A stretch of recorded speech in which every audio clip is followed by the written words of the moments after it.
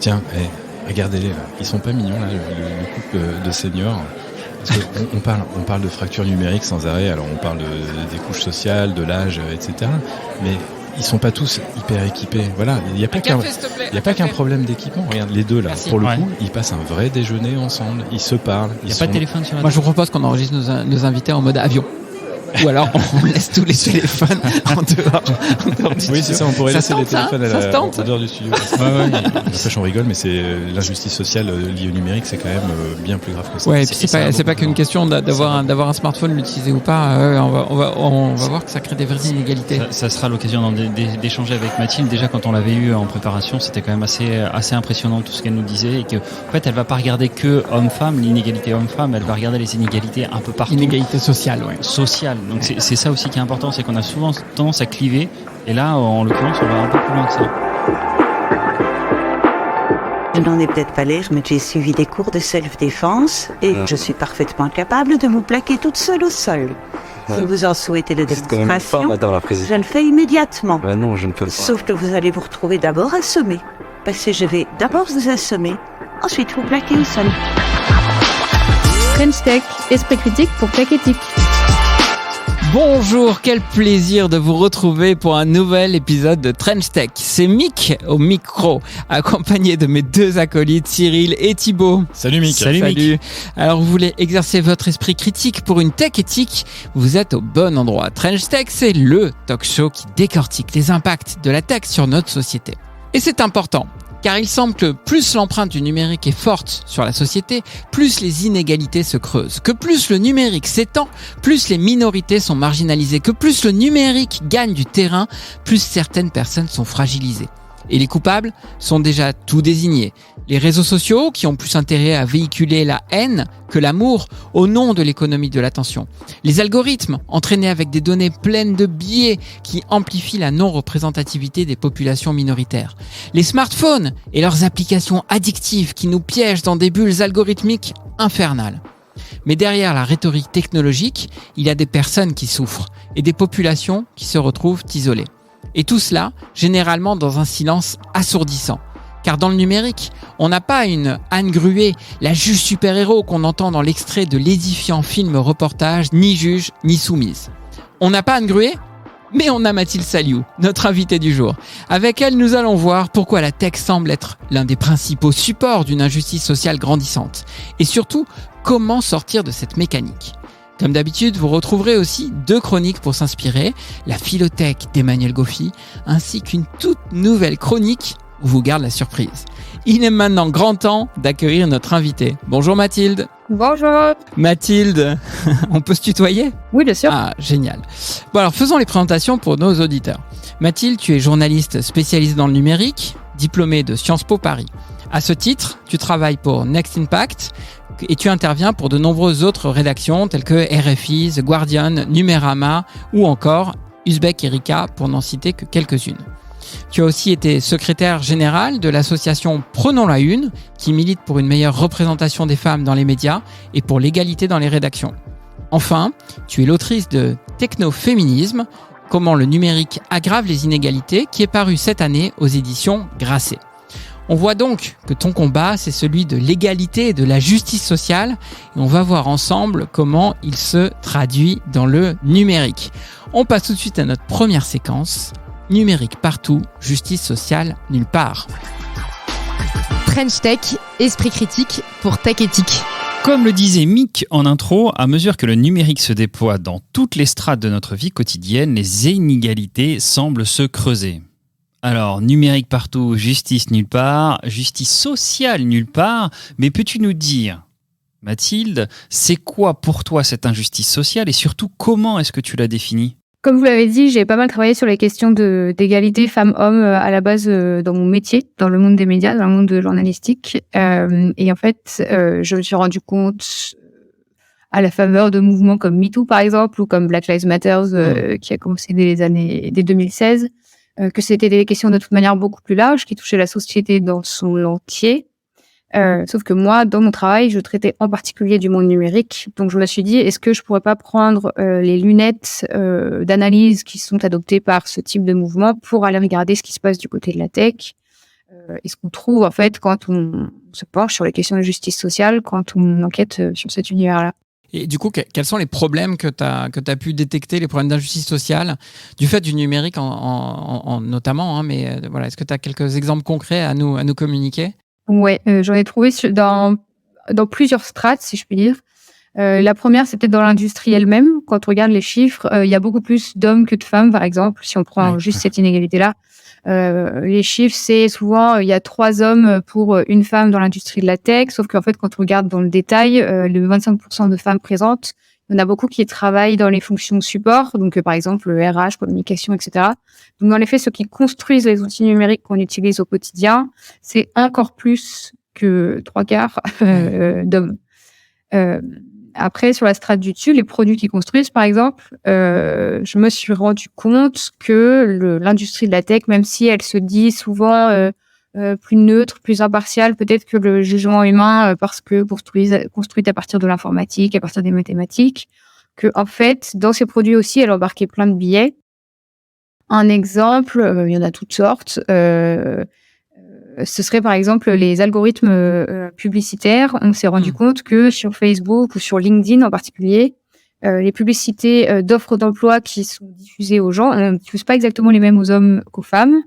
Et en fait, quand on creuse, de la même manière que dans la société hors ligne, les hommes ont plus facilement accès aux postes les plus rémunérateurs et aux postes avec le plus de responsabilités. Et ben en fait, LinkedIn renforçait pendant un temps cette question-là en poussant les offres de jobs les plus rémunérateurs ou avec le plus de responsabilités aux hommes et en ne les montrant pas, ou du moins pas autant, aux femmes.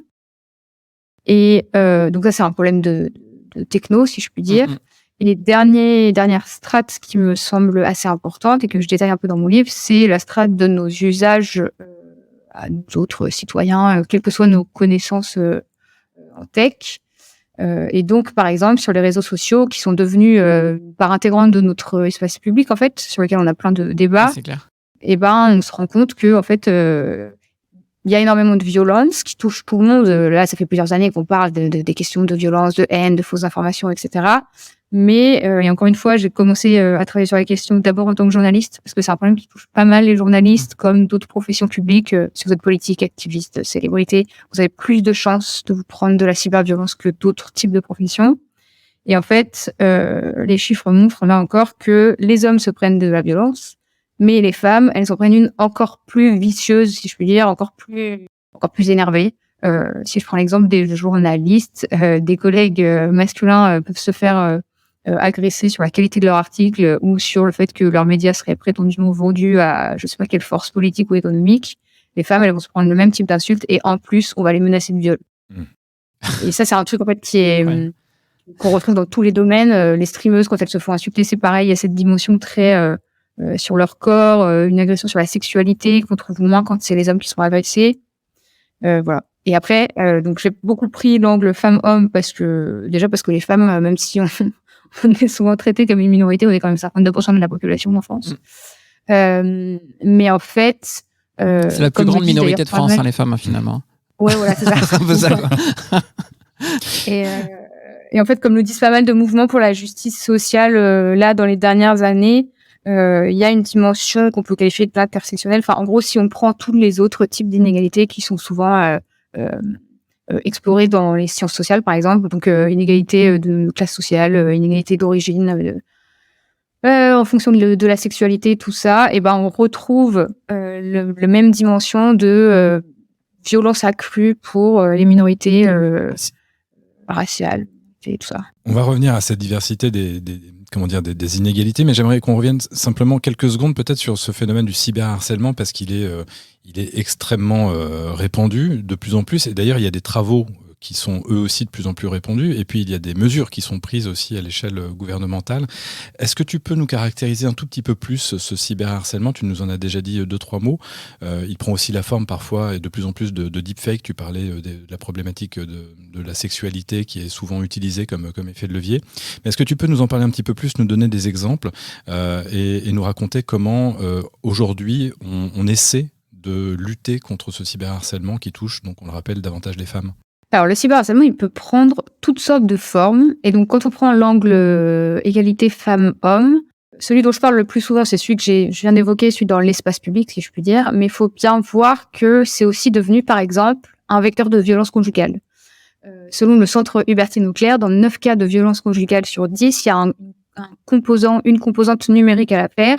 Et donc, par exemple, le conjoint violent, parce que c'est quand même principalement des hommes qui sont violents envers les femmes, il va soit harceler la personne en lui envoyant des textos et des messages sur tous ses réseaux sociaux en permanence pour savoir où elle est, soit récupérer ses identifiants mots de passe pour aller l'espionner sur ses comptes sociaux, soit même faire la même chose sur des comptes bancaires ou des choses comme ça, ce qui lui permet à l'agresseur d'accroître son emprise économique. Donc, ça peut aussi être ça. D'accord, oui. Tu nous scotches, tu vois pas nos têtes à tous les trois là, mais j'avais jamais entendu parler d'une telle violence incroyable. 90%. Alors la statistique est impressionnante. Et Ouais. puis, même, je trouve La modalité est impressionnante. la aussi, modalité est impressionnante parce Ouais. que moi je m'attendais à ce que tu nous parles de revenge porn, Ouais. J'allais je te clash, etc. Oui, mais manifestement, puisque c'est la première façon d'être violent vis-à-vis de l'autre, c'est relativement entre guillemets basique, mais c'est quand même d'une violence extraordinaire. Ah, c'est clair. C'est terrible. Mais exactement de la même manière que quand on parle du cyberharcèlement à l'école, la violence que rajoute l'ère numérique, c'est qu'on peut plus jamais s'en échapper. Vous savez, genre les enfants, puisque à la base en France, quand on a parlé de cyberharcèlement pour la première fois, c'était dans les milieux scolaires. Et la manière dont on a essayé encore de sensibiliser les gens, c'est de montrer à quel point déjà le harcèlement scolaire, c'est pas cool. Mais le cyberharcèlement, ça ne s'arrête jamais, même quand l'enfant rentre chez lui, il a aucune manière de mettre sur pause la violence. Ouais. Et dans le cas de violence conjugale, c'est pareil, ça rajoute une espèce de dimension, ça ne s'arrête jamais, quoi. Donc désolé parce que par notre intervention on t'a coupé, mais les autres modalités du coup. Et les autres modalités de cyberviolence, donc après, comme tu le disais toi-même, effectivement, il y a des cas de deepfake. Enfin, il y a toute la dimension spécifiquement sexuelle. Alors ça peut toucher à peu près n'importe qui, mais on se rend compte, j'ai fait une grosse enquête sur le sujet avec une collègue qui s'appelle Ingrid Bergo. On se rend compte que dans les milieux scolaires, justement, ce qu'on appelle le revenge porn, mais qui est un peu un abus de langage parce que dedans, il y a la notion de revanche, alors que c'est pas parce que vous avez été dans une relation et que vous ne vouliez plus y être qu'il devrait y avoir revanche. Ça cautionne presque le sujet, alors que ça n'a rien de revanche. Le terme est pas bon. Ouais, c'est ça. Et même le côté pornographie, enfin, qu'on appelle ça revenge porn, il y a des victimes qui aiment pas ça du tout parce que, donc, ce qui se passe en gros, c'est que leur corps nu, des photos d'elles nues, se retrouvent dans des boucles de conversation avec des centaines de milliers de personnes parfois. Et pour elles, qu'on dise en plus que c'est de la pornographie, ça existe la pornographie faite à des fins consenties, oui, et donc pour elles, c'est parfois une violence supplémentaire. C'est un problème en fait. de consentement là. Ouais. C'est pas la sextape faite de manière consentie et qui échappe à un moment donné à l'intimité. C'est des trucs qui sont pris même à ton insu, quoi. Le terme est la triple peine, quoi. Ouais. C'est ça. Et du coup, ça, alors il y a des cas qui sont assez connus qui ont eu lieu contre des célébrités. Vers 2014, je sais pas si vous vous rappelez, il y a eu plein d'images dénudées de Jennifer Lawrence et d'autres grandes stars hollywoodiennes qui ont fuité parce qu'un hacker avait été chopé des images perso sur tout leur cloud, en gros, je raconte de manière raccourcie. Mm-hmm. Mais là, depuis le confinement, on se rend compte que ce type de pratique, et notamment ce qu'on appelle les comptes ficha, c'est des comptes Snapchat, Telegram, etc., où des gens, très principalement des jeunes garçons, se demandent les uns les autres des photos de filles de leur quartier, de leur école, de leur région. Et en fait, quand on demande les photos, on demande des photos dénudées, des photos qui auraient été récupérées par leur mec, par leur ex, par quelqu'un, que sais-je. Et ça fait des boucles de conversation assez énormes. Et c'est super dur pour les victimes, déjà de le faire supprimer. Mais même avant ça, quand elles apprennent que leur image est dans un truc comme ça les met vraiment dans un état catastrophique. Et donc, ce qu'on constatait dans notre enquête avec ma collègue Ingrid Bergo, c'est qu'il y a une espèce de déconnexion complète entre la pratique de partage d'images faite par les jeunes hommes. Pour eux, c'est genre, on a plusieurs personnes qui ne s'étaient pas concertées, qui nous ont dit, pour eux, c'est comme si s'échangeaient des cartes Pokémon ou des cartes Panini de foot. Donc, on est vraiment dans l'objectification la plus complète des filles. Et de l'autre côté, les filles, quand elles apprennent qu'elles ont été victimes de ça, ça crée vraiment des impacts traumatiques extrêmement forts, des cas de quasi-dépression, voire de dépression. Il y a des jeunes filles qui se sont suicidées à cause de ça. Ça, c'est un des trucs qui me terrifie le plus. Et il se trouve qu'avec des technos de type intelligence artificielle générative, même pas besoin qu'on récupère une des images que vous avez fait pour un cadre privé, même pas besoin de prendre une image à votre insu. On peut prendre votre tête et la mettre sur un corps de quelqu'un d'autre et rendre un truc comme ça sexualisé. C'est ce qui est arrivé à une Twitcheuse américaine récemment. C'est même arrivé à plusieurs Twitcheuses et ça arrive. Il y a des tests qui ont été faits il y a des publicités étaient très facilement visibles sur Twitter et Facebook, me semble-t-il, avec j'ai envie de l'appeler Hermione Granger, mais Emma Watson. Enfin, c'est malheureux, mais c'est aussi un usage possible de ces technos. Et c'est pas du tout une découverte qu'on aurait faite avec DALL-E ou Midjourney. C'est un truc qu'on sait au moins depuis 2018, parce que il me semble que les chiffres que j'avais trouvés. C'était l'un des thèmes. C'était notre deuxième épisode de Trench Tech qu'on avait fait sur le thème des deepfakes, et on avait longuement parlé des deep porn avec Gérald Olivier, qui depuis est devenu chroniqueur chez nous. Chroniqueur chez nous. Dans la même veine, on a Louis de Diesbach, donc un invité précédent, qui a une question pour toi. Mathilde. Alors bonjour Mathilde, on sait qu'une grande partie des biais des algorithmes viennent des datasets, et alors je voulais un peu savoir comment est-ce que toi tu pensais trouver l'équilibre entre d'une part l'égalité, qui est une valeur cardinale quand même, donc égalité en modifiant potentiellement les datasets des algorithmes, et d'autre part une autre valeur cardinale, la liberté, qu'on pourrait espérer trouver en laissant les algorithmes tels qu'ils sont et en laissant à ce moment-là les individus naviguer. Alors pour moi, la question de la liberté dans les algorithmes, elle devrait pas être exactement là. Mais pour moi, l'algorithme, c'est la techno, donc on peut décider qu'on la construit mieux, qu'on l'arrange là où elle fonctionne mal, etc. Là où je vois un gros enjeu de liberté, notamment liberté d'expression, c'est quand on parle par exemple des discours possibles en ligne. Là, il y a des choix à faire, et pour l'instant, il y a des choix qui ont été faits pour laisser le discours le plus large possible sur la plupart des plateformes. Versus mettre des outils de modération plus forts qui permettraient de protéger ceux qui sont victimes des violences, mais qui du coup restreindraient la liberté.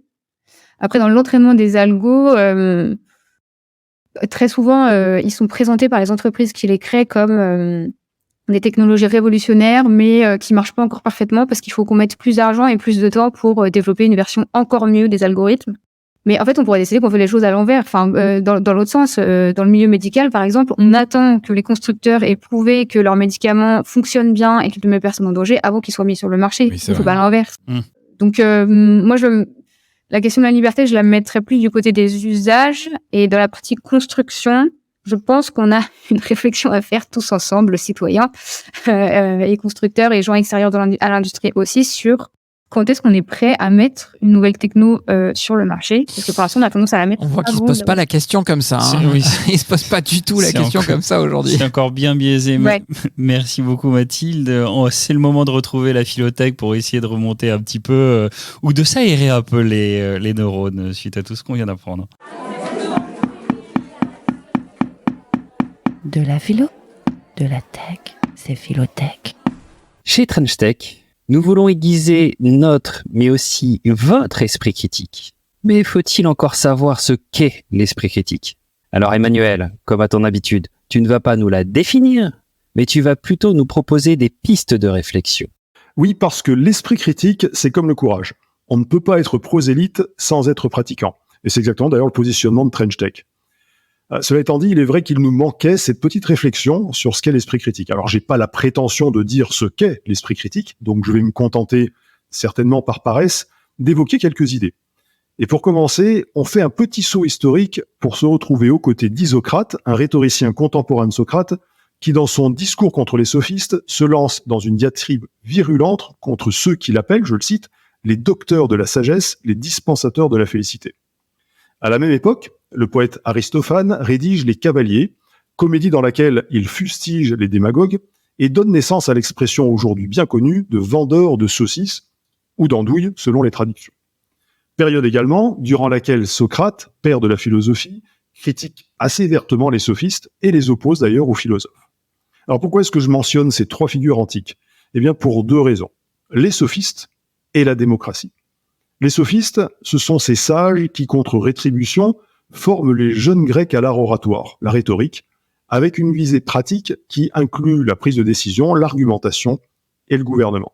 Et c'est justement en pleine naissance de la démocratie, deuxième élément, que ces sophistes vont exprimer leur art pour aider les politiques à convaincre et les avocats à plaider.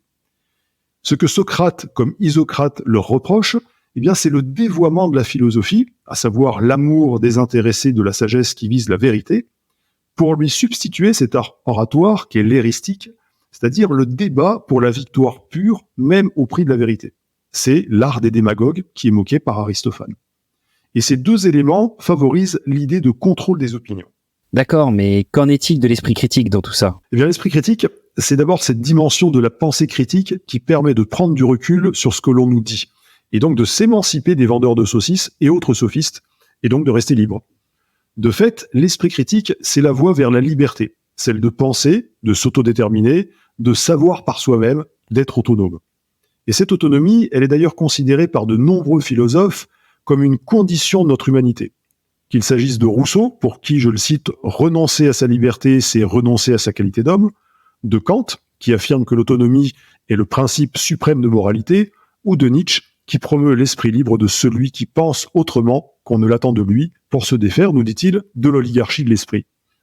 Platon lui-même opérait une distinction de valeur entre la simple doxa, l'opinion, et l'épistémé, la science. Tout comme Kant, plus tard, distinguera l'agir par conformisme, c'est-à-dire par adéquation aux normes, et l'agir par devoir, c'est-à-dire par une conviction raisonnée. En bref, l'esprit critique, c'est notre bouclier contre la servitude volontaire de la Boétie. Servitude qu'il conviendrait de liker, pour reprendre le titre du livre de Louis de Tisbach, qui appelle, quant à lui, à l'émancipation volontaire. L'idée générale, en fait, c'est d'échapper à cette servitude qui conduit inexorablement à la banalité du mal dénoncée par Hannah Arendt. Oui, et donc, comment on associe esprit critique et technologie ?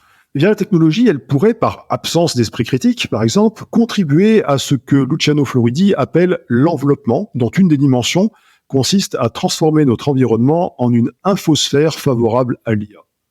Dans cette infosphère, les humains pourraient devenir une partie du mécanisme, des fournisseurs de services, voire, pour les plus influençables, des intermédiaires entre d'autres humains et les machines. Les humains pourraient alors être utilisés comme des interfaces par d'autres humains, devenir des esclaves potentiels à la fois de celles et ceux qui utilisent la technologie pour nous rendre serviles et des machines elles-mêmes. Heidegger affirmait déjà en 1958 que nous sommes enchaînés à la technique. Inquiétude de l'aliénation partagée par Jacques Ellul ou Théodore Adorno, et à laquelle Gilbert Simondon, qui rejette l'opposition entre technophobe et technophile, répond par une voie médiane reposant sur la connaissance des machines. Et là, la boucle est bouclée. Sans esprit critique, point de connaissance, ni de capacité de compréhension de notre univers technique. Et c'est la servitude qui nous guette. On finit avec Arendt qui nous rappelle que, je la cite, « l'être humain ne doit jamais cesser de penser, c'est le seul rempart contre la barbarie ». Et c'est là tout l'enjeu de l'esprit critique, éviter que la barbarie ne revienne frapper à notre porte, même par la voie technologique. French Tech, esprit critique pour tech éthique. Ah bah encore une belle philotech avec Emmanuel. Alors, on l'a déjà évoqué avec plusieurs de nos invités. Il faut sortir de la croyance que les outils numériques tels que les réseaux sociaux ou l'IA sont neutres. Il faut arrêter de croire que c'est seulement leurs usages, ce qu'on en fait, ce qu'on n'en fait pas, qui déterminent leur caractère éthique. Il faut assumer finalement que la façon dont ils sont intrinsèquement construits influe directement sur nos comportements. C'est ce que nous disent beaucoup de nos invités. Et je crois que c'est aussi le message que tu portes, Mathilde.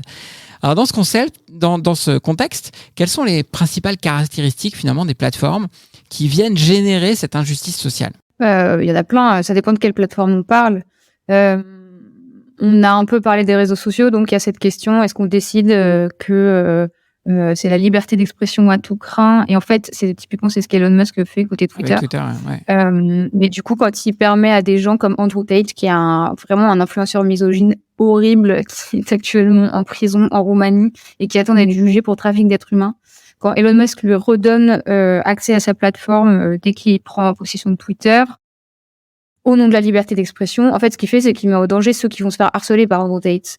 Et là, il y a un calcul qu'on fait assez peu, je trouve. Enfin, il y a une mise en regard qu'on oublie un peu de faire quand on parle de liberté d'expression sur les réseaux sociaux. Donc ça, c'est un truc. Est-ce qu'on protège les minorités comme on devrait? Parce que dans les textes politiques, dans les textes de loi français, dans les textes de loi américains même, il y a quand même des limites à la liberté d'expression pour protéger les gens face, je sais pas, aux insultes racistes, antisémites, tout ça. C'est justement ce que j'allais dire, c'est qu'effectivement, même dans la rue, quand on insulte quelqu'un, potentiellement, on n'a pas le droit. Donc c'est ça qui est assez surprenant, c'est que sur Internet, on dit c'est la liberté d'expression d'insulter tout le monde à tout crin, comme tu le dis, et dans la rue, si je le fais, en revanche, là, je peux avoir des sanctions pénales. Peut-être t'as le droit aux États-Unis, du coup, dans la Silicon Valley.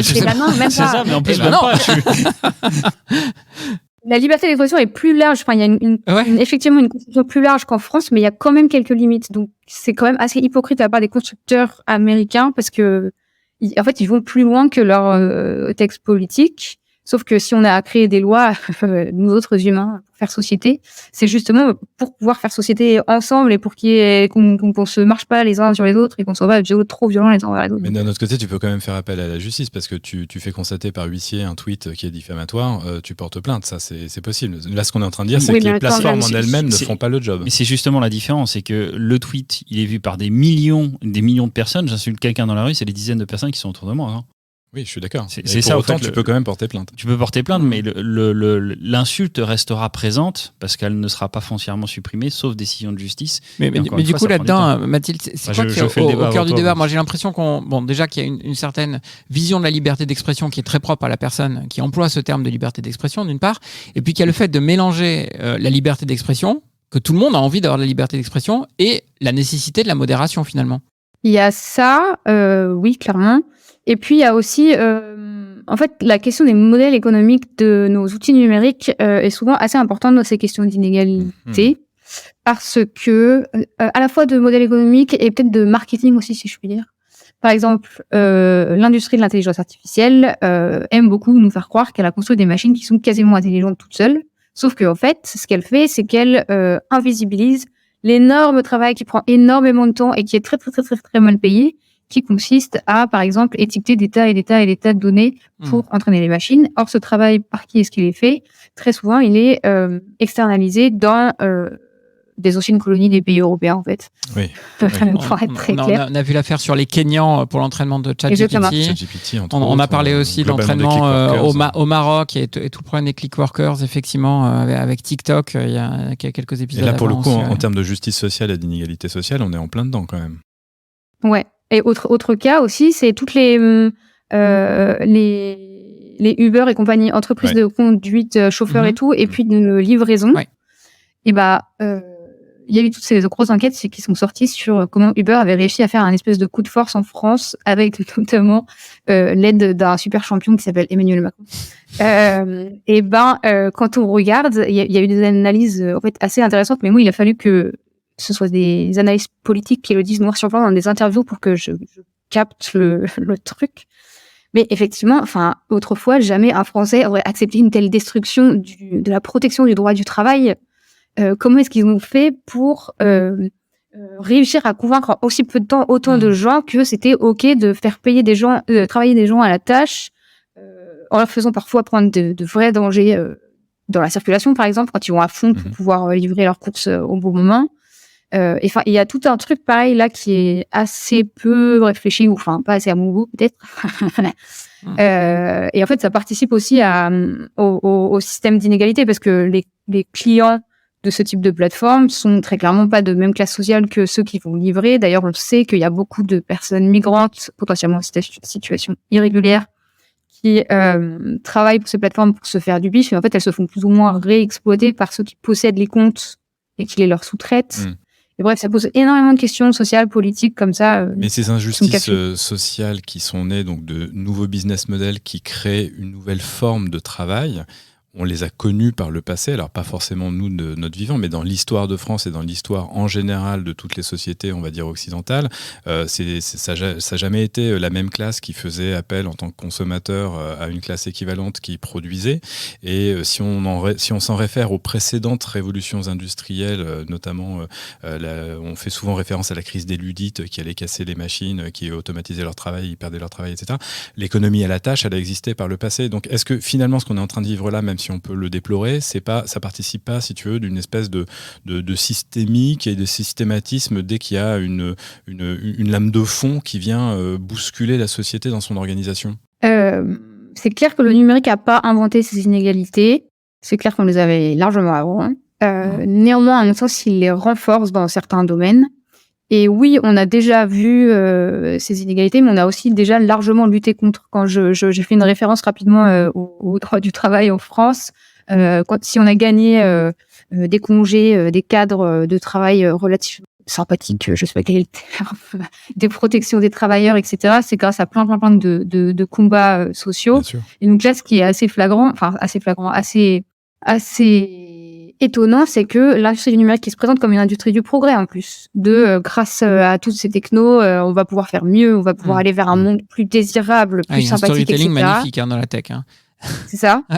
Et en fait, ce qui est étonnant, c'est que derrière, quand on creuse sous le storytelling, on se rend compte que pour cette question de protection de travailleurs, par exemple, dans certains domaines, elle va backwards, elle va à l'envers, on revient en arrière en fait. Donc, c'est pas à inventer, mais ça pose question. C'est justement le sens de. Enfin, j'aimerais que tu nous aides un peu à creuser sur ce sujet-là. Si on reparle des réseaux sociaux, qui avaient quand même pour première vocation d'essayer de rapprocher les gens et de rapprocher les peuples, on s'aperçoit aujourd'hui qu'il y a quand même pas mal de choses qui sont pas si terribles. Est-ce que tu pourrais essayer de nous expliquer un peu plus en profondeur qu'est-ce qu'il y a de si mauvais, façon de parler, mais qu'est-ce qui enclenche aussi tant de choses aussi... tant de haine, finalement, sur les réseaux sociaux. Sortir le mot. Ouais. Mais oui, c'est un peu ça. Pourquoi est-il aussi méchant? Parce que... je pense que c'est à la fois la techno, parce que c'est comment ces plateformes ont été construites, et derrière, le modèle économique, parce que c'est le modèle économique qui oriente les décisions qui sont prises quand on construit la technique. Donc, je m'explique. Les plateformes, effectivement, Facebook, Twitter, dans les années à la fin des années 2000, au croisement des années 2010, ils étaient tous là. On va tous pouvoir discuter ensemble, c'est super, vive la démocratie et l'énorme espace public.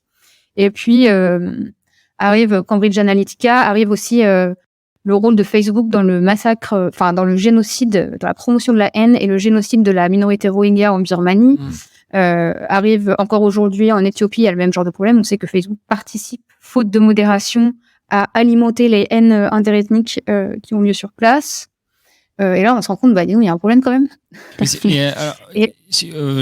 vais être volontairement un peu brut. On a l'impression que oui, on se rend compte qu'il y a un problème, mais ça reste encore assez loin. Et au final, c'est un problème. Oui, non, mais c'est, on paraît qu'on est plus sensible quand ça nous touche. Quand on parlait des attentats, on disait c'est pas bien. Quand ça nous touche personnellement, là, on commence à se dire il faut faire quelque chose. Là, on est en train de parler de problèmes un peu extérieurs. Si je fais un peu le parallèle, l'invasion du Pentagone a été vraiment une espèce de piqûre assez violente d'un point de vue américain, où là, ils se sont dit bon, ok, il va falloir vraiment qu'on fasse quelque chose. Le Capitole. Le Capitole, pardon, oui. Autant pour moi. Ouais. Et donc, qu'est-ce qui explique ça? Donc, ce qu'on s'est rendu compte avec les diverses enquêtes et puis les diverses fuites de données, notamment celle de Frances Haugen en 2021 de Facebook, on s'est rendu compte que les algos de la plupart de ces machines, de ces réseaux sociaux, étaient construits de telle sorte, encore une fois pour des raisons économiques, que nous restions engagés, comme disent les plateformes, le plus longtemps possible. Engagés, ça veut juste dire connectés sur la plateforme et qu'on participe à la discussion. Donc, on like, qu'on retweet, qu'on commente, qu'on repartage, tout ça. Et en fait, ce que se sont rendus compte plusieurs de ces plateformes, c'est que la meilleure manière de garder les gens engagés, c'était de diffuser des contenus violents, clivants, énervants. Ah bon, c'est pas les petits chats alors. C'est pas les petits chats, c'est les contenus énervants. Ouais. Sauf que ce qui énerve les gens, la haine, en fait. Enfin, c'est hyper vendeur finalement de diffuser des discours de haine. C'est le fonds de commerce des populistes. Tout à fait. Voilà, c'est ça. Mais comment Facebook détecte que c'est un truc de haine et puis qui va le porter encore plus? Il y a des mécanismes spécifiques là-dessus? Dans les documents qu'a rendu public Frances Haugen, on s'est rendu compte que sous les posts Facebook, vous savez, il y a tous les emojis là, j'aime, j'adore, soutien, je sais pas quoi. Il y avait la décision arbitraire qui avait été prise. Je dis arbitraire parce que il me semble qu'il y avait des explications pour certaines décisions dans les documents et que celle-là, on n'a pas pu trouver quel avait été le raisonnement. Il y a eu, par exemple, la décision arbitraire de donner 5 points à la colère, alors que toutes les autres émotions valent 1 point. Ah oui. Ce qui veut dire que dans la machine, c'est toujours considéré comme plus intéressant dès qu'un post provoque l'émotion colère, la machine se dit ah ok 5 points sur ma grille de calcul, donc du coup je vais le montrer à plus de gens. Hyper bon à savoir. Donc quand on va publier des trucs sur Facebook, il faut qu'on demande à nos potes de mettre de la colère, quand bien même c'est pas un truc qui te met en colère. Alors il faut savoir que Mick travaille son personal branding de ouf, et donc c'est une technique de growth hacking de base. Ouais, c'est ça. Ouais. C'est pour ça que t'insultes Alexa. Mais d'ailleurs, Aussi, ouais. sur YouTube, ça a été démontré aussi. Il y a pas mal d'études qui ont montré que les vidéos qui s'enchaînaient automatiquement étaient plutôt des vidéos qui engageaient la colère, la haine, etc. Parce que ça t'incitait à rester. Effectivement, c'est quelque chose de totalement avéré. Là, on parle d'outils avec lesquels on est très habitué, auxquels on est très habitué, comme les réseaux sociaux, entre autres. Qu'est-ce que tu penses des nouveaux risques qui arriveraient avec cette entrée tonitruante de l'IA et des bots en particulier? Allez, les IA génératives, ChatGPT en tête de liste. Je pense que c'est un peu les mêmes en réalité. L'IA générative a fait le buzz parce que effectivement un ChatGPT ça peut produire un texte qui a vraiment l'air produit par un humain au premier regard. Mais en soi, c'est l'aboutissement de plein de progrès dans la recherche en intelligence artificielle qui ont lieu depuis 10-20 ans. Par exemple, tout à l'heure, on a parlé, je crois, des biais d'image, les technos de reconnaissance faciale. En 2018, il y a Joy Buolamwini, qui est aussi la fondatrice de l'Algorithmic Justice League, qui avait démontré que quand on prenait les plus gros algos de reconnaissance faciale utilisés sur le marché à l'époque, ces machines reconnaissaient très très bien les hommes, mais beaucoup moins bien les femmes, et très très bien les blancs et beaucoup moins bien les noirs, et que du coup, si vous étiez une femme noire, une fois sur deux, la machine se plantait. Ouais. On retrouve le même type de biais dans les productions d'images d'un DALL-E ou d'un Midjourney. Alors, c'est pas en termes de reconnaissance, c'est en termes de production d'images. Si, par exemple, vous demandez, je sais plus si c'est à Midjourney ou à DALL-E, mais si vous lui demandez de vous produire une image de CEO, il va vous sortir un mec blanc en costard, potentiellement avec des lunettes, et puis c'est tout, quoi. Il peut pas imaginer qu'il y a une femme, qu'il y a des gens non blancs qui soient CEO, directeur d'entreprise. Et donc ça, faut juste rappeler que c'est parce que les datasets sur lesquels il s'appuie, c'est-à-dire les données qu'on lui a données à manger, justement, pour s'inspirer, ils sont essentiellement composés de photos d'hommes blancs, quinquas, pour décrire un CEO, quoi. Voilà. Ouais, c'est ça. Ouais. Et du coup, pareil, dans les textes, on constate depuis plusieurs années que quand vous faites des recherches sur Google, ou alors quand vous faites de la traduction avec Google, d'une langue neutre à une langue genrée, donc par exemple de l'anglais au français, si vous demandez de traduire docteur, pendant un temps, il traduisait automatiquement par un docteur, parce qu'il n'y avait qu'un homme qui pouvait être un docteur. Et par contre, si vous demandiez de traduire a nurse, il allait nécessairement traduire au féminin une infirmière, parce que dans la tête des concepteurs, ou j'en sais rien, dans la tête de la société, c'est plutôt les femmes. Dans les arcanes de l'algo, on va dire. mais c'est intéressant ce que dit Mathilde, dans la tête de la société. Parce que finalement, puisqu'il s'appuie sur de la data qui a été produite par nous, la société, auparavant, et il n'y a pas que le concepteur, il y a aussi, c'est plus profond que ça. Clairement, ça vient de quelque part et ça vient de nous tous. Hein. C'est pas que l'industrie de la tech. C'est plus. Du coup, derrière, mon problème, c'est que la tech, elle veuille se faire passer pour neutre, impartial, plus juste que nous, alors qu'en fait, pas du tout. Elle est en train de reproduire, et si on tombe dans le piège de son discours de neutralité, on risque de plus pouvoir protester, plus penser que ce soit protestable. Or, moi, je suis une femme et je suis convaincue que j'ai le droit à la même égalité que les hommes. Voilà. Bon, écoute, on en est convaincu avec toi. C'est le temps de prendre une petite bulle d'aération. On est ravis. Aujourd'hui, on a une nouvelle chronique à vous proposer. Chronique qui nous est proposée par un ancien invité. Donc, peut-être que ça peut t'ouvrir une vocation aussi, Mathilde, si tu veux être chroniqueuse dans Trench Tech. Et donc, on écoute avec nous Louis de Diesbach. La tech entre les lignes. Alors aujourd'hui, on a le plaisir d'inaugurer une nouvelle chronique avec une voix que vous connaissez déjà dans Trench Tech, puisque c'est celle de Louis de Diesbach, que nous avons reçu en tant qu'invité il y a tout juste quelques épisodes. Dans sa chronique, il va nous proposer de jeter un nouveau regard sur quelques grands papiers de recherche scientifique. Et pour sa première chronique, il a choisi de revenir sur ces 12 animaux nommés perroquets stochastiques. Hello Mick, effectivement aujourd'hui et suite aux différentes émules autour des chatbots et des modèles de langage, je voulais vous emmener avec moi dans un article important qui date de 2021 et qui s'intitule « On the Dangers of Stochastic Parrots, Can Language Models Be Too Big ?» avec une emoji de perroquet dans le titre, ou bien donc en français sur les dangers des perroquets stochastiques, les modèles de langage peuvent-ils être trop grands ? Donc, sorti en 2021, ce papier il est aussi important sur le fond que sur ce qui l'entoure.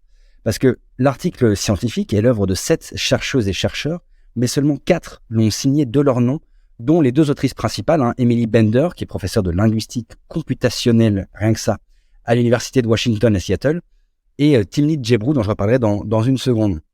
Alors, les 3 autrices ou auteurs inconnus ont été forcés de garder l'anonymat par leur employeur. Et c'est justement suite à cet article que Timnit Gebru a été remerciée de chez Google, où elle dirigeait l'équipe responsable de l'éthique de l'intelligence artificielle. Censurer la responsable de l'éthique de l'IA, tu me diras, c'est un petit peu paradoxal, mais apparemment chez Google, c'est comme ça que ça marche. Et lorsque le géant de Mountain View lui a demandé de retirer son nom de l'article, voire même de pas le publier du tout, Gebru lui a dit que si jamais c'était comme ça, il faudrait qu'il discute un peu des modalités de son départ. Ce à quoi Google a répondu, super, du coup on accepte ta démission. Voilà, pas vraiment un départ à l'amiable, mais ça peut marcher. Tu m'étonnes. Sympa l'ambiance chez Google. Bon, elle a dû dire des trucs de ouf dans son papier pour en arriver là. Qu'avait-il donc de si tendancieux ? Alors c'est une très bonne question, et l'article fait justement partie des premiers à critiquer ce qu'on appelle les LLM, donc les Large Language Models, qui sont tous les modèles à la base de ChatGPT, de Bard, de Ernie aussi, voilà, tous ces chatbots qu'on peut maintenant utiliser. Donc après une intro qui rappelle un peu le contexte, l'article se divise en 3 grandes parties. D'une part, les coûts environnementaux, financiers, sociaux, etc. Deuxièmement, la problématique des données d'entraînement. Et enfin, les risques de ces perroquets stochastiques avant de clôturer avec des pistes de solutions. Bon, du très classique finalement, rien de très sulfureux jusque-là. Non, tout à fait. Les autrices mettent vraiment en avant, et pour la première fois, en fait, une certaine face cachée de la Silicon Valley. Tu vois, ce qui est pas très glamour, ce qu'on n'ose pas trop dire, le revers de la médaille. Notamment en abordant les coûts, elles mettent en avant les coûts astronomiques d'un point de vue environnemental des LLM. Par exemple, l'entraînement d'un modèle classique correspond à près de 50 années d'émissions de CO2 d'un individu lambda. Donc on parle ici de centaines de tonnes. Elle souligne également que les personnes qui vont bénéficier de ces modèles ne sont pas celles qui vont souffrir des conséquences environnementales ou sociales.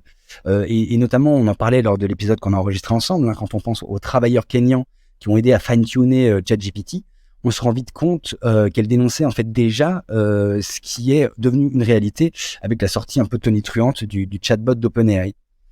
Donc, les autrices, elles mettent également l'accent sur, je le disais, les données d'entraînement, en mettant en exergue ce qui est aujourd'hui un refrain très très connu.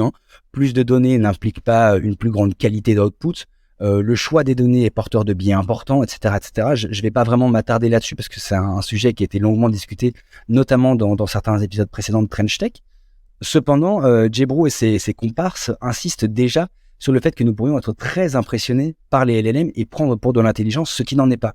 Et donc c'est là qu'elles sont les premières à utiliser l'expression de perroquet stochastique pour parler des chatbots, c'est-à-dire des animaux qui répètent bêtement des trucs basés sur une probabilité statistique. Il n'y a donc aucune forme d'intelligence là-dedans, même si on aimerait bien en voir. Ok, bon, je vois. Mais alors du coup, que retenir de cet article ? Alors c'est un article important parce que c'est un des premiers qui jette un pavé dans la mare et qui freine l'enthousiasme un peu délirant de la Silicon Valley à propos des LLM. Et c'est pas un article qui est écrit par des philosophes un peu hippies ou bien une philosophie orientale, mais non, ce sont bien des pairs de la Silicon Valley, et donc on comprend pourquoi le positionnement de Timnit Gebru est à la fois tellement important vu qu'elle vient de chez Google, ce qui a donc entraîné son licenciement. Néanmoins, et pour conclure un peu, à l'heure actuelle, les recommandations des autrices, telles que prendre le temps, réfléchir aux impacts et pas uniquement ceux qui affecteraient l'Occident, impliquer les gouvernements, se pencher davantage sur le fonctionnement exact des machines plutôt que de s'extasier parce qu'elles répondent bien à des tests ou bien qu'elles peuvent passer le barreau de New York, tout ça semble d'une pertinence cruciale pour les mois et les années à venir. Et je pense qu'aujourd'hui, en 2023, alors que tout le monde crie un peu partout sur ChatGPT, c'est un article qui mériterait d'être lu et relu. Trench Tech, esprit critique pour Tech Éthique. Eh bien, une superbe première chronique de la part de Louis. Merci pour ça. Et comme on vous le disait à l'instant, Mathilde, tu es la bienvenue si tu veux venir chroniquer chez nous. Moi, ce que je retiens, c'est notamment tes derniers mots où tu nous dis que finalement, penser que la technique est neutre, c'est le meilleur moyen de laisser les inégalités se propager. Et c'est tout l'objet de ton combat que l'on retrouve notamment dans ton livre. Alors, on va essayer de voir ensemble dans cette dernière séquence où va le monde. Surtout, quelles sont les solutions qui peuvent s'offrir à nous. Parce que lorsqu'on réfléchit à tout ce que tu nous as dit, forcément, ça glace un petit peu le sang et on se dit vivement la partie des solutions. Moi, je me suis posé une question. J'ai lu une phrase d'un sociologue qui s'appelle Eric Olin Wright qui dit « Dans une société socialement juste, l'ensemble des individus disposerait d'un accès égal aux moyens matériels et sociaux de vivre une vie épanouissante ». A priori, ça devrait être également le cas pour disposer d'un accès aux instances pour pouvoir faire des choix éclairés. Nous, on essaie d'œuvrer autant que faire se peut avec ce podcast pour éclairer les choix des citoyens. Mais que penses-tu aujourd'hui de l'absence de consultation et de participation des citoyens sur notre présent et notre avenir numérique ? Pour moi, c'est un vrai problème. Dans mon livre, vu qu'il est titré Technoféminisme, je prends beaucoup l'angle des questions sociales. Donc, je dis il faudrait plus de femmes, il faudrait plus de minorités dans l'industrie numérique. Mais en fait, c'est aussi un discours que je porte dans un autre sens, qui est il faudrait plus de diversité d'expertise. Le monde numérique est très principalement construit par des informaticiens, des gens très, très, très calés en maths, en informatique, en statistique, en tout ce que vous voulez. Mais à l'heure d'aujourd'hui, même si j'avais pas cette expression, le numérique est partout, il touche notre monde social, il le modifie, donc il faudrait quand même vraiment, ça me paraît hyper important et hyper urgent, qu'ils discutent beaucoup plus avec des experts en sciences humaines, par exemple, en sciences politiques, mais aussi avec des utilisateurs finaux, parce que c'est eux qui parfois détectent une problématique, un effet, un usage imprévu, potentiellement positif d'ailleurs, il n'y a pas que du négatif. Ouais. Mais pour moi, oui, il faudrait faire beaucoup plus une place du village. Oui, c'est ça. C'est que finalement, tu t'appelles à une plus grande diversité des profils qui se posent les questions de la tech et de son éthique. Nous, c'est ce qu'on dit très souvent dans nos livres, dans nos conférences, dans Trench Tech, c'est que ce que l'on souhaite, c'est que les gens se sentent autorisés à penser par eux-mêmes ces sujets de la tech. Ce n'est pas la propriété d'experts, techniciens, ni totalement que des philosophes, même si on en accueille pas mal à notre micro. C'est vraiment l'affaire de tout un chacun et c'est pas si compliqué que ça de se poser ces questions parce que finalement ce sont toujours les mêmes questions qu'on se pose depuis la nuit des temps, depuis qu'on est homme. Néanmoins, on a souligné depuis tout à l'heure notre usage récréatif de ces outils et finalement pas trop notre prise en main, notre désobéissance civile in fine vis-à-vis de ces business models qui essaient de nous enferrer, de nous engainer. Est-ce que toi tu as observé des initiatives individuelles ou collectives de la part d'associations, en tout cas de citoyens, de consommateurs qui essaient de ruer un peu dans les brancards ? Pour moi, tout ce qui consiste à faire de la formation, de la vulgarisation, donc déjà des projets comme le vôtre, comme Trench Tech, expliquer un peu les dessous du monde numérique, c'est important parce que ça permet aux utilisateurs du quotidien de mieux comprendre ce qu'ils ont dans les mains. Et après, c'est un peu spécifique, mais évidemment, j'ai pas mal travaillé sur les mouvements féministes. MeToo, et d'ailleurs, on peut parler des choses positives, mais Internet et la tech ont aussi permis l'explosion de mouvements comme MeToo, Black Lives Matter, etc. Donc, il y a quand même eu des intérêts très forts. Mais je constate que, par exemple, sur Instagram, il y a des grosses communautés féministes et elles ont gagné en compétences et en compréhension du fonctionnement des algos d'Instagram, de ce qui faisait qu'elles étaient visibles ou pas, de ce qui faisait qu'elles risquaient ou pas la modération. Et elles échangent plein de savoir sur ces questions-là. Ça, pour moi, c'est de l'empouvoirment, comme diraient les féministes. Enfin, c'est de l'autonomisation. L'empowerment. Ouais, voilà. En direct, quoi. C'est parce qu'elles ont besoin d'être vues pour faire porter leur message, qu'elles réfléchissent à comment ça marche, qu'elles observent, qu'elles en discutent. Et je dis ça pour ces groupes-là parce que c'est ceux que j'ai observés, mais en fait, je sais que c'est exactement la même chose dans les mouvements écolos, par exemple, qui sont aussi, il y en a certains qui sont très actifs en ligne, mais pour des mouvements sur tout et n'importe quel sujet. Donc, tout ce qui consiste à faire de la vulgarisation, de l'autonomisation, à partager le savoir, à mon sens, c'est assez important parce que une fois qu'on a un peu plus conscience de comment les réseaux sociaux formatent le type de contenu qu'on reçoit, et on peut aller contre, ou en tout cas, on peut aller chercher des chemins de traverse, si je puis dire. Si je crois beaucoup, moi, à l'effet collectif, et effectivement, en fait, ils ne sont, ces réseaux sociaux, ou du moins ces outils numériques n'ont d'existence que par nos usages. Donc au final, il suffirait qu'on les utilise moins pour qu'ils soient moins efficaces, on va dire ça comme ça. Ou différemment. Qu'on l'utilise beaucoup plus pour des trucs comme MeToo que pour harceler des gens en ligne, quoi. Voilà, ou si je reprends l'exemple de l'emoji colère, il suffirait qu'on se dise on l'utilise plus jamais, comme ça au moins ça règle un peu le truc. Mais bon, boycott l'emoji colère, comme ça, au fait, voilà, tous les posts auront à peu près le même équivalent et donc du coup ça rend caduque l'algorithme. Mais est-ce que tu penses pas aussi qu'il y aurait une partie réglementaire où quelque part il faut qu'à un moment ou un autre aussi les États s'approprient ce sujet-là et enfin réglementent ces choses-là? On a un petit peu parlé avec l'attaque du Capitole, mais si, clairement. Ouais. Si, pour moi il y a une très très très grande importance du politique. Et je pense que les classes politiques à travers le monde ont mis beaucoup de temps à...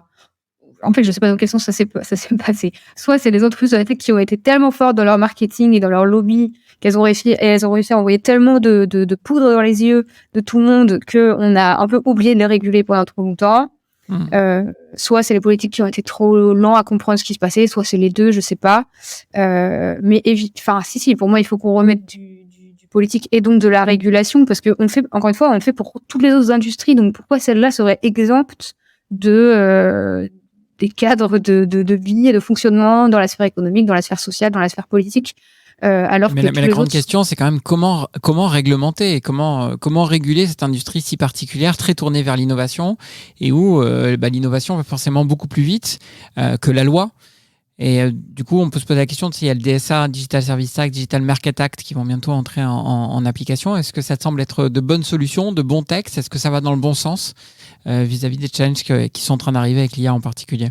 Ouais, la question de comment réguler, effectivement, est vaste. Et puis surtout, il y a un enjeu aussi spécifique avec le numérique, c'est que les plus grosses entreprises ont pris une ampleur telle que ce sera jamais les mêmes règles selon l'endroit géographique dans lequel on se place. Donc déjà, il y a cette question-là. Mais à mon avis, du coup, faut pas se laisser endormir par leur idée de nous, on est des projets planétaires, donc vous pouvez pas nous réguler. Bah, ok, enfin, c'est pas parce que t'es planétaire que chez moi, tu dois fonctionner en allant à l'encontre des lois qui existent déjà. Oui. Pour revenir sur ce qu'on disait sur le discours de haine, par exemple. Effectivement, l'Europe a décidé de se placer avec le RGPD et maintenant avec le DSA-DMA, avec les réflexions sur le règlement sur l'intelligence artificielle. Elle cherche à être en pointe sur les réglementations, et je pense que les textes qui sont discutés ou qui sont déjà passés sont très intéressants parce qu'ils viennent apporter des réponses à certaines problématiques qu'on a vues éclore. Le DSA, il régule un peu plus les questions de discours en ligne.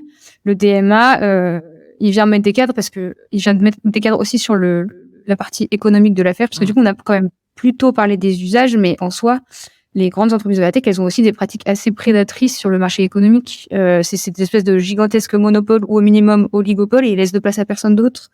Et ça aussi, a priori, c'est pas comme ça qu'on veut que notre économie fonctionne. Donc oui, je pense que les politiques ont quelque chose à faire là-dessus. En Europe, ils sont en train de le faire, c'est plutôt chouette. Et du coup, à suivre. Et après, c'est intéressant de regarder ce que font les autres, parce qu'on ne fera pas tous les choses de la même manière, parce qu'on n'a pas tous les mêmes sensibilités, cultures, etc. Ouais. C'est sûr. Alors, je vais à nouveau faire référence à Louis. On aura beaucoup parlé de Louis dans cet épisode. Mais dans son épisode, il nous disait à peu près en conclusion, je ne crois pas que les gens changent d'eux-mêmes, car ils sont trop manipulables. Donc, on a besoin du politique. C'est un petit peu le sens de ce qu'on est en train de dire là. C'est-à-dire que moi, je crois beaucoup, en fait, au bottom-up aussi, au fait que les citoyens, qui sont aussi les usagers et consommateurs de ces outils, à un moment donné, se rebellent d'une certaine manière, et donc forcément ça fasse réagir un petit peu le politique, puisqu'on a un porte-monnaie, mais on a aussi un bulletin de vote, quand bien même chacun pensera ce qu'il veut de l'acte de voter. Mais comment on fait? Parce qu'à un moment donné, si on se réfère à Hobbes, qui nous a parlé du Léviathan, en disant à un moment donné, on se choisit un Léviathan pour justement faire justice. Et là, on parle de justice sociale depuis tout à l'heure, donc qu'est-ce qu'il faut faire concrètement en 2023 ? C'est quoi le problème ? C'est qu'on n'est pas suffisamment informé, c'est qu'on est trop enfumé par ces écrans de fumée justement que les big tech nous ont mis sous les yeux, parce que c'est totalement récréatif et tellement addictif comme une drogue qu'on refuse de voir que en fait ce qu'on te donne là, on te prend 10 fois plus dans ton dos. Donc comment on fait en 2023 en tant que consommateur citoyen pour réagir et pour faire bouger au niveau politique? C'est juste, on s'éclaire et on se dit, ah bah oui, finalement, l'Europe bouge et donc allons-y, ou il faut qu'on bouge autrement pour pouvoir faire réagir le politique? Et est-ce que ça se décide selon toi au niveau européen, ou est-ce que déjà au niveau français, on est à la hauteur ou on est complètement à la traîne? J'ai 3 heures ou pas? Alors, il te reste exactement 2 minutes 32. 31, 30. Non.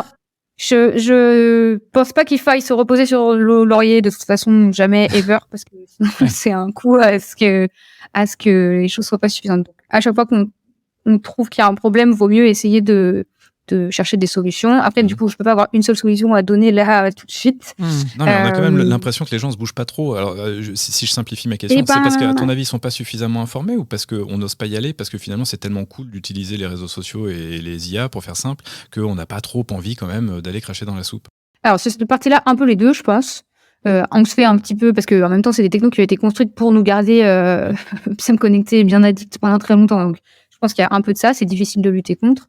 Mais il y a aussi du manque de formation. C'est pour ça que je suis très en faveur de tout ce qui sert à vulgariser, à partager la connaissance, à expliquer au moins les bases de fonctionnement de ces technologies. Je pense que quand même ça bouge et quand même il y a des engagements contre. Alors c'est contre des sous-sujets parce que la tech c'est un truc énorme et en fait comme on le dit depuis le début, c'est tellement partout dans la société que faut peut-être juste s'y attaquer par petits morceaux, chacun en fonction de sa sensibilité, quoi. Est-ce que tu as des exemples d'initiatives que tu voudrais partager avec nos auditeurs pour qu'ils aillent se renseigner par eux-mêmes? C'est pas une initiative, c'est plutôt la preuve que quand même ça bouge et que ça influence les politiques. C'est donc là actuellement, aujourd'hui on est le 12 mai, hier ou avant-hier, hier au Parlement européen, donc ils sont en train de discuter du règlement sur l'intelligence artificielle. Pour l'instant, c'est encore à l'étape de comité, donc plusieurs législateurs qui sont dans des groupes et qui réfléchissent à comment faire un texte qui satisfasse tout le monde. Ouais. Et hier, ils se sont mis d'accord, on pensait pas que ça passerait. Enfin, en tout cas, la plupart des organisations représentant la société civile militaient très, très, très fort pour faire interdire la reconnaissance faciale. Mais moi, en tant que journaliste qui suivait ce que la France voulait, par exemple, la France, elle adore les technologies de surveillance, elle a très envie de faire plein de tests, donc elle a plutôt tendance à se prononcer contre l'interdiction. Et hier, les parlementaires qui travaillent au texte se sont mis d'accord pour interdire la reconnaissance faciale. Alors attention, ça ne veut pas dire que ça va être interdit à la fin, parce qu'il reste encore des étapes de discussion, mais il faut encore que le Parlement en parle en plénière, et ensuite que le Parlement en parle avec le Conseil de l'Europe et les représentants des États. Mais c'est quand même un signal assez fort, et dans les justifications qui ont été données par les porte-paroles, il y a le fait que regardez ce qui se passe quand vous allumez la télé depuis 2 ans, tout le monde en parle, ça inquiète le citoyen, et donc les parlementaires se sont dit c'est une bonne idée de proposer un texte où ces technos sont interdites. Donc, à mon sens, il y a quand même des mouvements citoyens et ils sont suffisamment forts pour aller influencer jusqu'aux réflexions des parlementaires européens. Faut pas, ça sert de se bouger. Et voilà. Ça c'est hyper rassurant parce qu'effectivement, on avait eu l'opportunité dans un précédent épisode d'échanger avec Cédrico, donc qui était ancien ministre chargé du numérique, on va dire ça à peu près comme ça. Secrétaire d'État. Et il nous disait qu'au final, c'est que le politicien, il va s'occuper que de la préoccupation de son peuple, entre guillemets, enfin du peuple. Et donc, si la préoccupation du peuple, c'est pour le chômage et c'est pour avoir une meilleure vie, etc., le numérique passera bien loin derrière, etc. Donc, ce que tu dis, c'est que finalement, il y a quand même des initiatives qui sont portées et qui peuvent aussi influencer sur les politiques. Ouais, et l'autre exemple, c'est là, donc la veille, c'est pour ça que je me mélange dans les dates, le 10 mai, le secrétaire actuel d'État au numérique a présenté son projet de loi sur la sécurisation et la régularisation du numérique. Jean-Noël Barrot. Mais vous allez voir qu'il y a plein d'enjeux dans cette affaire. Dedans, il y a notamment des demandes qui sont formulées par les associations de défense des victimes de cyberharcèlement notamment, de mettre des règles plus carrées sur la gestion des cyberharceleurs. Et en gros, les faire exclure pour de bon pendant 6 mois à 1 an. Ça, c'est écrit dans le texte. Et en fait, c'est un progrès du point de vue de ces associations-là, parce que c'est quelque chose qu'on demande depuis longtemps, enlever les gros influenceurs d'opinion qui sont néfastes, en gros. Sauf que, techniquement, en fait, comment on fait ça? Si on bloque un email, il suffit que le cyberharceleur il prenne un autre email et qu'il se reconnecte sur le réseau social. Si on bloque par adresse IP, comme on a voulu faire à l'époque de Adopi, il suffit de mettre un VPN. Et donc, c'est toujours des questions hyper complexes, mais c'est ce que moi je trouve passionnant en tant que journaliste. C'est pour ça aussi que j'ai pas du tout de réponse fixe à donner, parce que va falloir faire des calculs entre quel type de cadre on veut mettre, quelle est la faisabilité technique, comment on fait et tout, pour ne pas non plus mettre en danger les droits fondamentaux. Mais franchement, en France et en Europe, je pense qu'il y a quelques signes encourageants. Néanmoins, pour revenir à ce qu'on disait au début, il faut quand même que les citoyens s'emparent de ces sujets pour que ça bouge. Sans ça, ça bougera pas. Eh bien, on restera là-dessus avec ces signes encourageants, effectivement, pour conclure une séquence qui était là pour apporter des solutions, en tout cas nous aider à y réfléchir et à en identifier également certaines. Merci pour ça, merci Mathilde pour cet échange. Pour aller plus loin, on vous recommande évidemment la lecture de Technoféminisme, comment le numérique aggrave les inégalités. Et puis vous voyez qu'il y a quand même aussi des pistes de solutions aux éditions Grasset. On vous met toutes les infos sur Trench Tech, y compris les différentes références qu'on a pu citer dans cet épisode, les liens vers les sites, vers les TED, etc. Puisqu'on a largement cité pas mal de personnes. Encore merci Mathilde, au revoir, à très bientôt. Et quant à vous, restez avec nous, c'est l'heure du débrief. 5 minutes, rien qu'entre vous et nous, Mick, Thibaut et votre serviteur. Merci Mathilde. Merci beaucoup Mathilde. Merci à toi. Tech, esprit critique pour Tech Éthique. Ouh, encore un épisode bien chaud comme on les aime, pas vrai Mick ? Ouais, alors moi je t'avoue que la première séquence notamment m'a quand même mis un sacré coup de bambou. On est nous distanciés dans notre studio derrière nos micros, etc. Mais quand on voit les impacts sur les personnes qui sont victimes des violences, qui sont victimes de cyberharcèlement, qu'elles nous rappellent que ça va même jusqu'à des suicides, le ton était donné et bien plus grave. Il y a des vrais problèmes qui se cachent derrière les algorithmes, etc. Quoi. Effectivement, elle a fait une introduction qui était quand même... ça commence en douceur, tu sais, quand elle nous dit c'est une question, l'inégalité femmes-hommes, c'est une question qui est beaucoup plus large. Puis on commence à piquer un peu. Elle dit oui, par exemple dans la tech, c'est 3 hommes pour une femme. Et puis qu'elle dit oui, c'est une femme, mais pas souvent celle qui fait et qui construit la tech. Donc déjà, on est beaucoup moins que ça.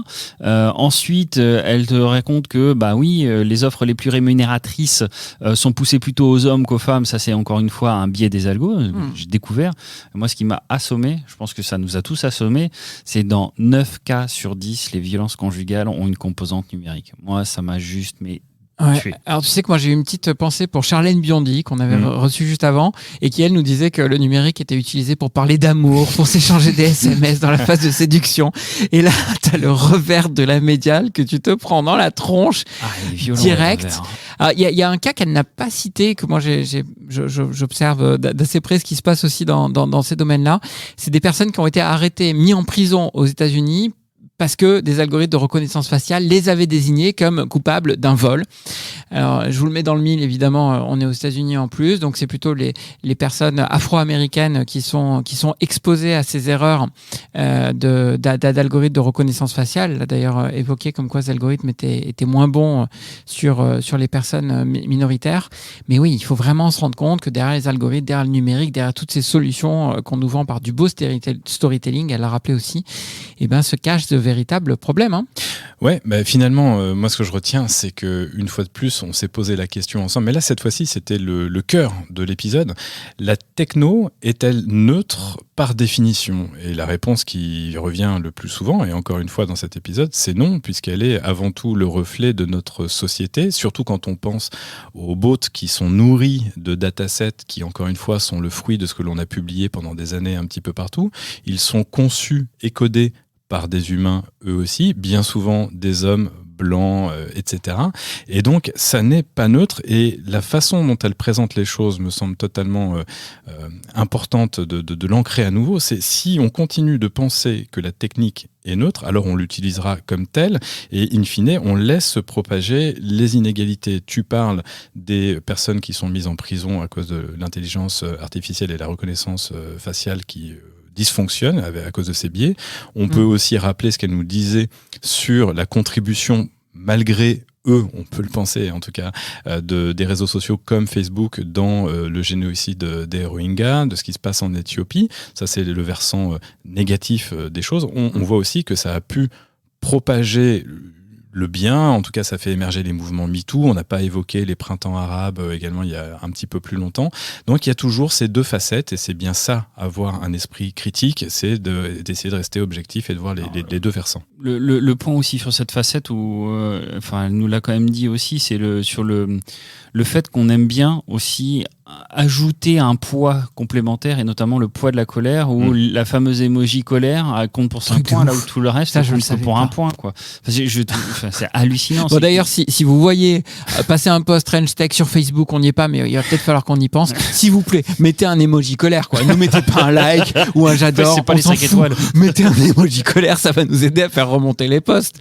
Quoi qu'il en soit, surtout mettez des emojis, mettez des likes sur les posts de Trench Tech. N'oubliez pas aussi de nous mettre des étoiles sur les plateformes de diffusion de podcasts parce que, là aussi pour faire référence à ce que nous disait Mathilde, ces sujets-là ne sont pas et ne doivent pas être circonscrits à une certaine population de scientifiques, d'ingénieurs, de philosophes. C'est vraiment tout à chacun qui doit s'emparer de ces sujets pour les penser et c'est là-dessus que nous allons conclure. French Tech. Plus ou moins 60 minutes viennent de s'écouler et normalement votre regard sur la justice sociale à l'ère numérique n'est plus tout à fait le même qu'au début de l'épisode. Merci à vous d'avoir pris le temps de nourrir votre esprit critique sur les enjeux éthiques que soulève l'environnement technologique dans lequel nous baignons. Que nous en soyons les concepteurs, les commanditaires ou des simples usagers, nous avons le droit et la responsabilité d'exercer notre esprit critique sur ces sujets pour être des acteurs plutôt que des consommateurs. Trench Tech, c'est terminé pour aujourd'hui. Mais vous pouvez nous écouter ou réécouter sur votre plateforme de balado-diffusion préférée. Car, comme le disait Martin Luther King, une injustice commise quelque part est une menace pour la justice dans le monde entier.